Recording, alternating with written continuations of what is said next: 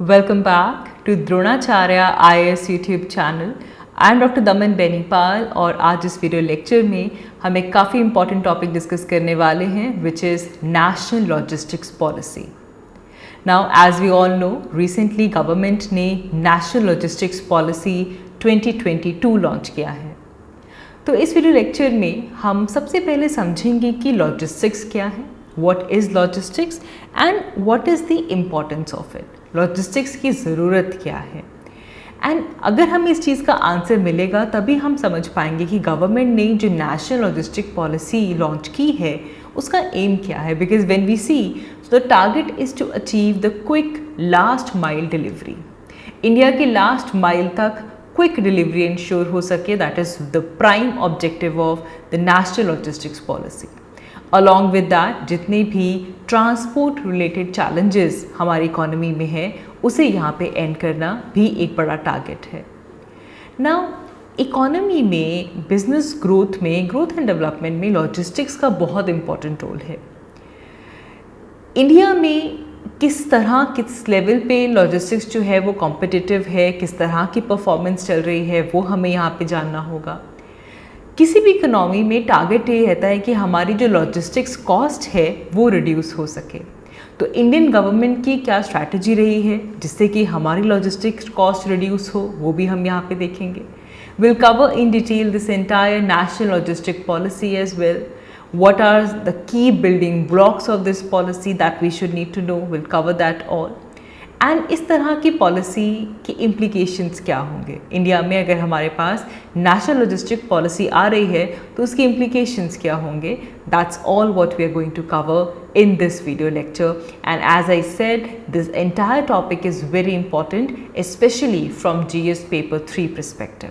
Indian economy point of view से ये एक बड़ा इंपॉर्टेंट टॉपिक है। तो चलिए शुरुआत करते हैं। सबसे पहले बिल्कुल बेसिक से बात करेंगे लॉजिस्टिक्स क्या है, व्हाट इज़ लॉजिस्टिक्स। देखिए लॉजिस्टिक्स एक ऐसी टर्म है जिसमें रिसोर्सेज की अगर हम बात करें तो जितना ओवरऑल प्रोसेस एक रिसोर्स को मैनेज करने में लगता है, आपने उस रिसोर्स को एक्वायर कैसे किया, उस रिसोर्स को स्टोर किया, फिर ट्रांसपोर्ट किया, ultimately to the final destination, ये जितने भी प्रोसेसेस इसमें इन्वॉल्व होते हैं, एक्वायरिंग, स्टोरिंग, ट्रांसपोर्टिंग, ये सब इंक्लूड होता है लॉजिस्टिक्स में। लॉजिस्टिक मैनेजमेंट में हमें उन आइडेंटिफाई करना पड़ता है कि कौन कौन से ऐसे प्रोस्पेक्टिव डिस्ट्रीब्यूटर्स हैं, कहाँ पे सप्लायर्स हैं, कितनी इफ़ेक्टिवली और कितनी असेसिबिलिटी वो इस सिस्टम में काम कर सकते हैं। And the entire goal of logistic management is that we have the right amount of resource or the right amount of input at the right time. एक पर्टिकुलर लोकेशन पे वो रिसोर्स राइट अमाउंट में right time पे proper condition में पहुँचे। So delivering it to the correct internal और external consumer, that is the goal of logistics. Like example के तौर पे अगर हम देखें, बात करते हैं नेचुरल गैस इंडस्ट्री की, तो अब गैस इंडस्ट्री है उसकी लॉजिस्टिक्स में क्या होगा। They basically manage the pipelines, they manage trucks, storage facilities, distribution centre जहाँ पे ऑयल हैंडल किया जाएगा। So it is transported along these supply chains. कहीं पे पाइपलाइंस के थ्रू गैस जा रही है, कहीं पे ट्रक्स जा रहे हैं, कहीं पे स्टोर हो रहे होंगे, फिर कहीं डिस्ट्रीब्यूशन सेंटर होगा। ये सब जो सप्लाई चेन है उसका हिस्सा बनते हैं। That's how logistics work. And therefore बहुत ज़रूरी है that we have an efficient supply chain. अगर सप्लाई चेन एफिशिएंट होगी तभी हमारे जितने भी लॉजिस्टिकल प्रोसीजर्स हैं, एक्वायरिंग से लेकर ट्रांसपोर्टिंग तक, स्टोरिंग तक, वो सभी प्रोसीजर्स काफ़ी एसेंशियल हैं। And with the efficiency only जो कॉस्ट है वो रिड्यूस होगी। It maintains and increases the efficiency as well. Because logistic efficiency is important. Logistic efficiency is a function of infrastructure. किस तरह का इंफ्रास्ट्रक्चर है। अब अगर रोड्स टूटी हुई होंगी, अच्छा हम कह रहे हैं कि हमारा एम है कि लास्ट माइल तक कोई डिलीवरी हो, लेकिन लास्ट माइल तक पहुंचने के लिए रोड्स नहीं हैं, तो वो किस तरह होगा।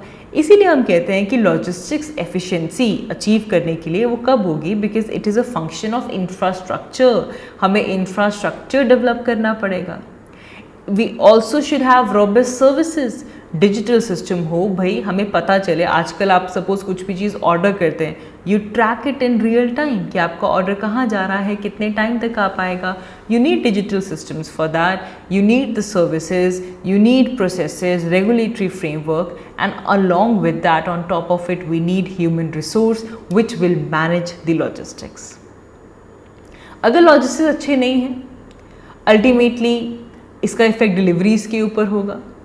हो सकता है कि टाइम पे डिलीवरी नहीं हो रही है, या फिर क्लाइंट की जो नीड थी कि किस तरह से, कितने टाइम पे, किस कंडीशन में हमें ये चाहिए था, वो नहीं मीट हो पा रहा है। तो अल्टीमेटली जो बिज़नेस है वो सफ़र करता है, और अगर बिज़नेस सफ़र करता है, कॉस्ट ऑफ प्रोडक्शन बढ़ती है, एंड इसका इम्पैक्ट नेगेटिव होता है इकोनॉमी के ऊपर। तो इकोनॉमिक ग्रोथ को बूस्ट करने के लिए लॉजिस्टिक्स का रोबस्ट होना बहुत ज़रूरी है। चाहे वो सप्लायर हो, कोई सप्लायर है, कोई मैन्युफैक्चरर है, कोई डिस्ट्रीब्यूटर का काम करता है, कोई रिटेलर है, all of them have to improve their logistic process, ताकि कहीं पे भी अगर डिमांड रेज हुई है वो डिमांड क्विकली मीट की जा सके। We need to have more convenient delivery of the wide variety of goods, and ये एक बड़ा रीज़न है। जैसे कि हम ऑनलाइन रिटेलर्स की बात करते हैं, अमेज़ॉन की बात करते हैं, दे डोमिनेटेड द रिटेल लैंडस्केप। क्यों? क्योंकि इसमें इनोवेशन यही थी कि वो अपनी लॉजिस्टिक्स को यूज़ करते हैं एफिशिएंटली, और सप्लाई चेन के हर एक लिंक को इस्टेब्लिश किया है। And this is the reason why कि रिटेल लैंडस्केप में अमेज़ॉन जैसे ऑनलाइन रिटेलर्स काफ़ी डोमिनेट कर जाते हैं, because logistics is the game है। सो इसीलिए जब भी हम सप्लाई चेन मैनेजमेंट की बात करते हैं, सप्लाई चेन मैनेजमेंट में सबसे इम्पॉर्टेंट कंपोनेंट है लॉजिस्टिक्स मैनेजमेंट। अक्सर इन टर्म्स को इंटरचेंजेबली यूज़ कर दिया जाता है, सप्लाई चेन, लॉजिस्टिक्स। याद रखें कि लॉजिस्टिक्स प्रोडक्ट्स की मूवमेंट के ऊपर ध्यान देता है। जो मटेरियल है वो कितनी एफिशिएंटली, कितनी जल्दी, कितनी प्रॉपर स्टेज में एक जगह से दूसरी जगह मूव कर पाए, that is the main focus area of logistics. Whereas जब हम सप्लाई चेन मैनेजमेंट की बात कर देते हैं तो ये एक ब्रॉडर टर्म है। इसमें सप्लाई चेन प्लानिंग से लेकर कहाँ पे डिमांड है, कहाँ पे आप सेल्स कर रहे हैं, आपके ऑपरेशन प्लानिंग किस तरह हो रही है, सप्लाई चेन एग्जीक्यूशन कैसे हो रही है, वो सब इसमें इंक्लूड होता है, स्ट्रेटेजिक सोर्सिंग से लेकर ट्रांसपोर्टेशन मैनेजमेंट तक। तो इट्स अ ब्रॉडर टर्म। जब आप सप्लाई चेन मैनेजमेंट कहते हो कि भाई वो रिसोर्स आपने लेना कहाँ से है, एक्वायर कहाँ से करनी है, डिमांड कहाँ पे है, सेल कहाँ पे है, वो सब सप्लाई चेन मैनेजमेंट का हिस्सा बनता है। लेकिन लॉजिस्टिक्स में मेनली प्रोडक्ट्स की मूवमेंट, मटेरियल की मूवमेंट एक जगह से दूसरी जगह एफिशिएंटली हो, that is the main target of logistics management. अब हम इंडिया के लिए नेशनल लॉजिस्टिक्स पॉलिसी लेकर आए हैं, तो ये भी हमें पता होना चाहिए कि इंडिया में लॉजिस्टिक्स का क्या करंट सिनारियो है। Well, for that we will refer to the World Bank logistics performance index. 2018 में वर्ल्ड बैंक का लॉजिस्टिक्स परफॉर्मेंस इंडेक्स आता है, and India was ranked 44th in this index. इस इंडेक्स में बेसिकली यही मेजर किया गया कि जो कंट्रीज़ हैं उनकी लॉजिस्टिक्स परफॉर्मेंस किस तरह की है, उनकी लॉजिस्टिक परफॉर्मेंस के अकॉर्डिंगली उनको रैंक दिया गया। इंडिया का रैंक 44th था। करंटली इंडिया में हमारी जो लॉजिस्टिक कॉस्ट है ना, that is high. The major concern around logistics right now is the higher logistic cost. GDP का कुछ 13-14% इंडिया की लॉजिस्टिक्स कॉस्ट है। अब अगर हम इसे कंपेयर करें टू द मैच्योर इकोनॉमीज़ में लॉजिस्टिक कॉस्ट तकरीबन 8-10% ऑफ द जीडीपी रहती है। इंडिया में हायर है, हमारी लॉजिस्टिक कॉस्ट 13-14% है। And the main reason for this is this that the logistics sector is very fragmented and unorganized, जिस वजह से हमारे पास ये कुछ लूप होल्स हैं, कुछ ऐसे एरियाज़ हैं जिनकी वजह से लॉजिस्टिक्स एफिशिएंसी डिक्रीज होती है। अलॉन्ग विद दिस जब हम रेगुलेटरी इन्वायरमेंट की बात करते हैं लॉजिस्टिक सेक्टर के साथ, तो वो बहुत ही कॉम्प्लेक्स है। देयर आर मल्टीपल रेगुलेशंस जो कि अलग अलग स्टेक होल्डर्स गवर्न करते हैं। There are over 20 government agencies related to the regulation of this, 37 export promotion councils, 500 certifications are needed, present 200 shipping agencies, 36 logistics service. You can see that how fragmented and how complex it is. There are different and multiple regulations that they have to follow. And one more thing is this, that when you talk about logistics sector, so it is heavily dependent upon road transport. Road transport के ऊपर ये dependent है।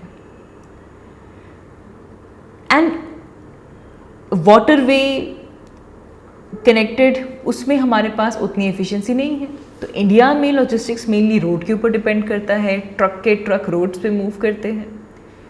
And there is also low level of technology adoption.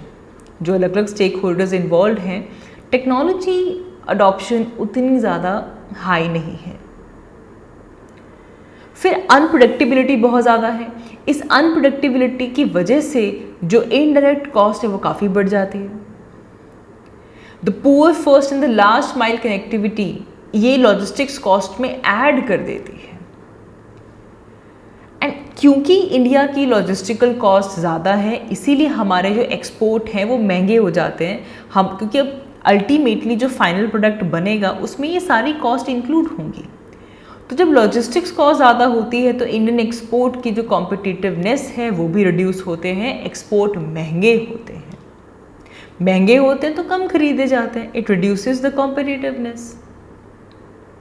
इसी same area में एक survey conduct किया गया था by ministry of commerce and industry. इस सर्वे में ये सजेस्ट किया गया था कि स्टेट्स को कंप्लीट फोकस करना होगा कि वो एक इस तरह का इंफ्रास्ट्रक्चर बनाएं which is more focused on developing sector specific infrastructure हो, जिससे कि जो लॉजिस्टिक के लोग लेकर जो भी अप्रूवल्स हैं वो स्ट्रीमलाइन हो सकें, क्लियरेंस प्रोसेसेस जो हैं वो स्ट्रीमलाइन हो सकें। बट एक्चुअल पिक्चर अगर हम देखें तो इंफ्रास्ट्रक्चर क्रिएशन इंडिया में जो हुआ है उसमें भी लैक ऑफ कोऑर्डिनेशन देखने के लिए मिला है। अलग अलग डिपार्टमेंट्स में कोई कोऑर्डिनेशन नहीं है। देखा जाता है आम तौर पे हम ये देखते हैं कि एक बार अगर रोड बन गई, एक डिपार्टमेंट ने आकर रोड बना दी, दूसरी एजेंसी आकर उस रोड को डगअप करना शुरू कर देते हैं। रोड बनने से पहले नहीं देखा जाता कि वहाँ पे कोई अंडरग्राउंड केबल जानी है क्या, गैस पाइपलाइन जानी है क्या। नहीं, रोड बन गई तो अक्सर हम हंसते हैं इस बात पे कि रोड बनते ही कोई ना कोई एजेंसी आके उस रोड को डिग कर जाती है। So there is lack of coordination between different departments. And इससे एक तो इनकन्वीनियंस तो होता ही होता है, इनकन्वीनियंस से भी ज़्यादा इट्स अ वेस्टफुल एक्सपेंडिचर, जिसका कोई बेनिफिट ही नहीं हो पाया। So therefore government is making strategies so that we can reduce our logistic cost. अब अगर यहाँ पे हम गवर्नमेंट की परफॉर्मेंस देखें तो 2014 से ही गवर्नमेंट जब से आई है, specially the BJP government, they have put a more emphasis on improving the logistics. अलग अलग तरह के इनिशिएटिव्स लॉजिस्टिक्स सेक्टर के लिए आए हैं। शिपिंग को लेकर सागरमाला प्रोजेक्ट आता है, रोड्स की इम्प्रूवमेंट के लिए भारतमाला प्रोजेक्ट है, एविएशन सेक्टर के लिए उड़ान है। फिर आपके जो टोल टैक्स जहाँ पे कलेक्ट होता है वहाँ पे फास्ट टैक्स को इंक्लूड किया गया, तो टोल टैक्स की इलेक्ट्रॉनिक कलेक्शन होनी शुरू हुई। And then there is also faceless assessment of the customs. So definitely government is working towards reducing the logistic cost.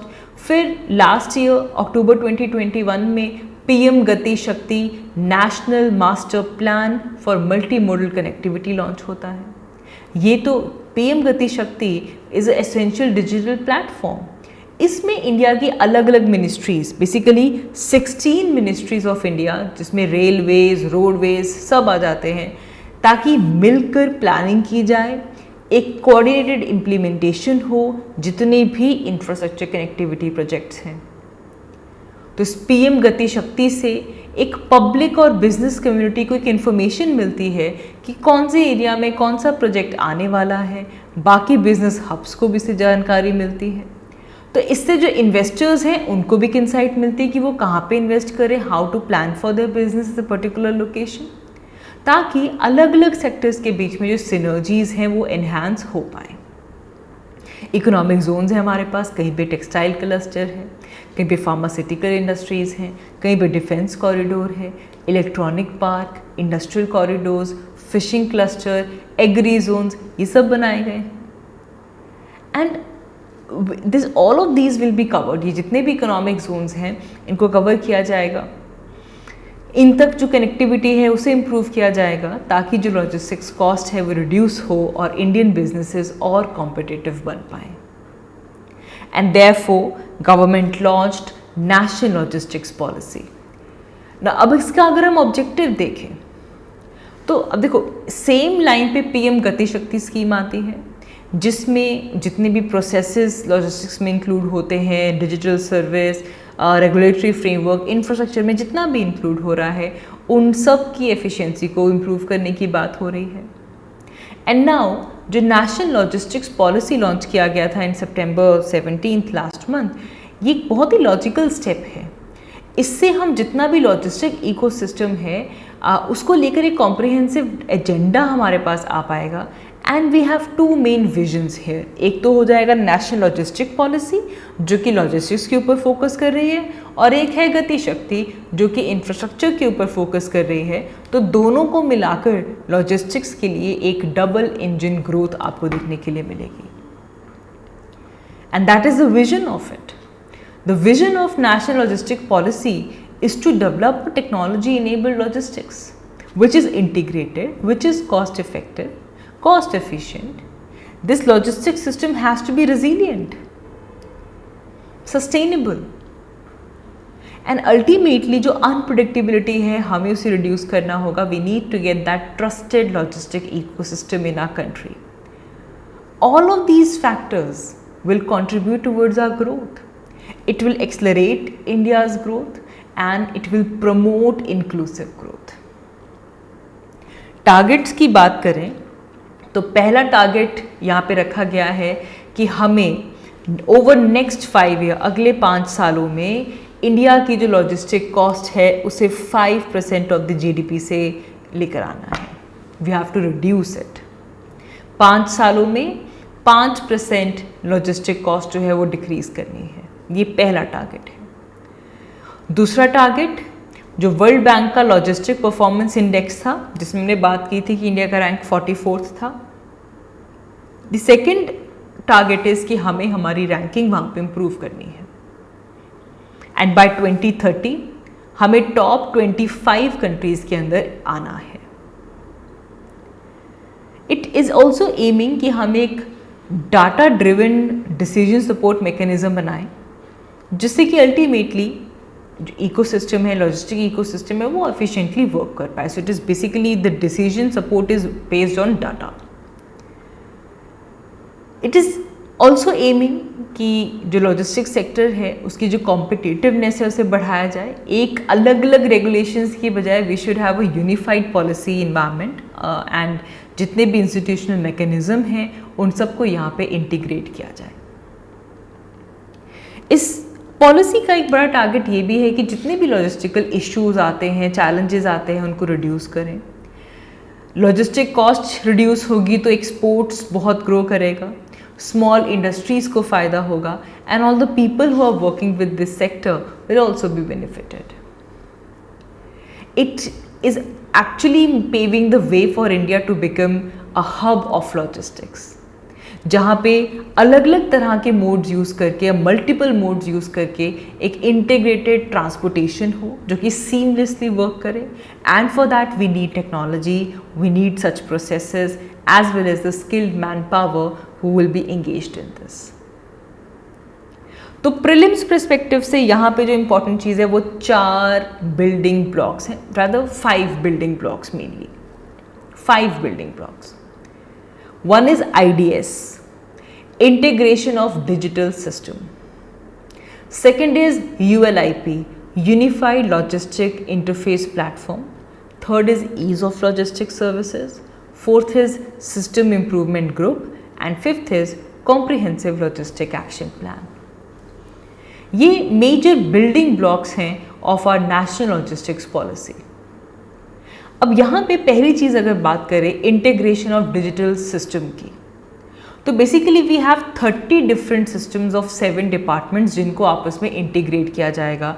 Road transport से डाटा लिया जाएगा, रेलवेज को मिलाया जाएगा, कस्टम्स, एविएशन, कॉमर्स डिपार्टमेंट, इन सबको मिलाकर एक इंटीग्रेटेड डिजिटल सिस्टम बनाया जाएगा। Then will also have this unified logistic interface platform, जिससे कि जितने भी डिजिटल सर्विसेज से जुड़े हुए हमारे पास प्लेटफॉर्म्स हैं उन ट्रांसपोर्ट सेक्टर में एक पोर्टल पे आ जाएंगे। All of these digital services with respect to transportation sector will be in a single portal, जिसे हम कह रहे हैं यूनिफाइड लॉजिस्टिक इंटरफेस प्लेटफॉर्म। इसके अलावा एक न्यू प्लेटफॉर्म बनाया जाएगा which is ease of logistic services, जिसमें इंडस्ट्रियल एसोसिएशंस के लिए ये बनाया गया है ताकि जो भी इश्यूज़ वो फेस करते हैं इन दी लॉजिस्टिक्स, वो इन इश्यूज़ को गवर्नमेंट तक ले जा पाएँ, and for that there is ease of logistic service platform. SIG system improvement group, ये एक वो ग्रुप है जो कि गवर्नमेंट को एडवाइस करेगा कि भाई जो एग्जिस्टिंग लॉज हैं, जो एग्जिस्टिंग प्रोसेसेस हैं, उनको किस तरह हम चेंज करें, किस तरह इम्प्रूव करें, ताकि इंडिया के अंदर जो कार्गो मूवमेंट है, इंडिया में जो लॉजिस्टिक्स मूवमेंट है, ये स्मूथ हो पाए। They will also submit the report, they will give some recommendations कि वो कौन कौन से एरियाज़ हैं, वो कौन कौन से मिनिस्ट्रीज़ हैं जिनको यहाँ पे इम्प्रूवमेंट करनी होगी। And another building block is the comprehensive logistic action plan. एक आप देखो, इस पूरी पॉलिसी को इम्प्लीमेंट करने के लिए आपको एक एक्शन प्लान की ज़रूरत है। इस एक्शन प्लान को इन 8 एरियाज़ में डिवाइड किया गया है। कुछ वही सेम रिपीट होंगे, जैसे कि एक तो क्या हो गया, इंटीग्रेटेड डिजिटल लॉजिस्टिक सिस्टम चाहिए। देन जो भी फिजिकल एसेट्स हैं उनकी स्टैंडर्डाइजेशन हमें करनी होगी। सर्विस क्वालिटी स्टैंडर्ड्स की बेंचमार्किंग करनी होगी। फिर अब लॉजिस्टिक्स के लिए ह्यूमन रिसोर्स की ज़रूरत है। For that will have to focus on logistic human resource development. Human resource की कैपेसिटी बिल्डिंग हमें करनी होगी। State engagement, EXIM logistics, EXIM is export import. Then service improvement framework as we just talked about. फिर हर एक logistic के sector के लिए सेक्टोरल प्लान्स बनाए जाएंगे, and also it will facilitate the development of logistics park. अब policy बहुत अच्छी है, इस तरह की पॉलिसी के इम्प्लीकेशंस क्या होंगे? देखो, अभी तक इसका जो स्टेक होल्डर से रिस्पॉन्स आया है वो काफ़ी पॉजिटिव है। पहली बार लॉजिस्टिक्स सेक्टर को $200 बिलियन दिए गए हैं, इतनी अटेंशन लॉजिस्टिक्स सेक्टर को दी गई है। और इस पॉलिसी का बड़ा यहाँ पे जो स्टार है वो है कि यहाँ पे इंटर मिनिस्ट्रियल कोलैबोरेशन की बात हो रही है। अगर हम इंटर मिनिस्ट्रियल कोलैबोरेशन अचीव कर पाएंगे तभी हम सप्लाई चेन को इंटीग्रेट कर पाएंगे। We have unified logistic interface platform, जिससे कि लॉजिस्टिक्स सेक्टर की जो विजिबिलिटी है कस्टमर के लिए वो एनहांस हो पाएगी। लॉजिस्टिक कंपनीज़ को डिजिटाइजेशन को अडॉप्ट करना होगा। And most importantly as we said कि इस पॉलिसी की वजह से अब यहाँ पे दिख रहा है कि there is a comprehensive action plan, तो जो लॉजिस्टिक सेक्टर है उसे काफ़ी इन्वेस्टमेंट भी यहाँ से मिल पाएगी। That is a most important implication of this. फिर कोऑपरेटिव फेडरलिज्म को ये बढ़ाएगा। The stakeholders they will have to align themselves to the policy all across the state, तभी वो इफेक्टिव रह पाएंगे। तो कोऑपरेशन यहाँ पे आएगा।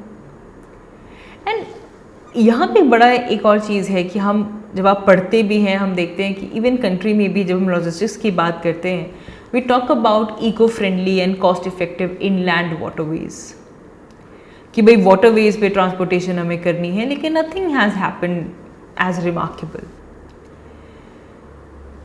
Along with building the inland riverine transport, हमें जो साइज है हमारे पोर्ट्स का उसे भी बढ़ाना होगा। And this is one valuable learning that we can learn from China. They put a very key emphasis on their port infrastructure. And China is अगर वर्ल्ड के टॉप 20 पोर्ट्स में से 10 टॉप पोर्ट्स चाइना में हैं। Road logistics totally fragmented है। बहुत सारे truck owners ऐसे हैं जो कि बहुत ही स्मॉल फ्लीट कैरी करते हैं। And there is a clear case that हम जो स्मॉल ऑपरेटर्स हैं इनके एग्रीगेशन कर सकते हैं, लार्ज प्लेयर्स इस सेक्टर में आएँ ताकि जो कॉस्ट है इस सेक्टर की वो डिक्रीज हो। फिर रेलवेज को भी हमें रिवैम्प करना होगा। ट्रेन से जो फ्राइट ट्रेन जो जाती हैं उनकी एवरेज स्पीड है 25 किलोमीटर पर आवर। ये डिकेड से वहीं पे जो मालगाड़ी जाती है ना उसकी 25 kilometre per hour freight train की स्पीड निकलती है। हमें से एटलीस्ट डबल तो करना होगा, 50 kilometre per hour at least is what we need. So railways need to have a time table कि गुड्स पूरा गुड बेस्ड ऑपरेशन के लिए एक प्रॉपर टाइम टेबल बनाना होगा। It has to become an aggregator कि भाई सोर्स ऑफ फ्राइट से लेकर डिसएग्रीगेटर तक, डेस्टिनेशन तक वो हाई वैल्यू और स्मॉल नोड बिजनेसेस को कैप्चर कर पाए। रोड इम्प्रूव करनी होगी, रेलवे सेक्टर को रिवैम्प करना होगा, भाई एयर ट्रांसपोर्ट को भी तो बूस्ट करना होगा। This is the time that we need to give wings to the air logistics and we have to drastically improve the transport of high value and perishable item. This is not only necessitated, increasing the number of airports and by also providing the incentive for private players, but it also requires step to be taken to create a robust, maintenance, repair and overhaul sector for the airlines. So lastly, I would say that logistics is the lifeline of any country's economy. And government steps are really appreciated because if the logistics sector will improve, the lifeline of Indian economy will improve. So it's very, very, very important. So that is all for this video. आज की इस video के लिए इतना ही. Thank you so much for watching. I will see you all in my next one. Thank you.